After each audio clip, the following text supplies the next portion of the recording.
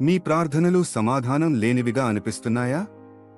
ఈ ఒంటరితనంలో భయం మరియు ఆందోళన మనల్ని చుట్టుముట్టినప్పుడు మనం దారి తప్పిపోయామని అనిపిస్తుంది. చీకటి ఎంత గాఢంగా ఉన్నా మనల్ని చూసేవారు ఎవరూ లేరని మనం అనుకుంటాం. కానీ ఆ నిశ్శబ్దంలో కూడా ఒక నిరీక్షణ ఉంది. అది మనల్ని పిలుస్తోంది. కాని చీకటి ఎంత గాఢంగా ఉన్నా మిమ్మల్ని ఎప్పటికీ విడిచిపెట్టని ఒకరు ఉన్నారు.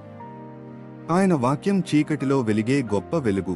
పరిశుద్ధ గ్రంథం ఇలా సెలవిస్తోంది, నిన్ను కాపాడువాడు కునుకడు.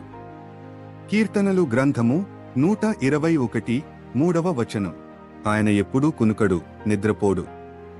మీ ప్రతి కన్నీటి బొట్టు ఆయనకు తెలుసు.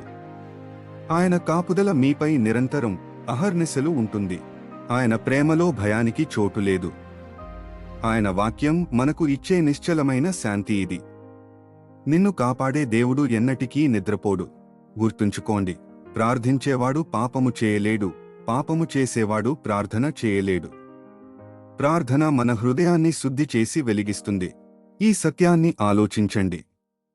యేసుక్రీస్తు వైపు మీ హృదయాన్ని మళ్లించండి.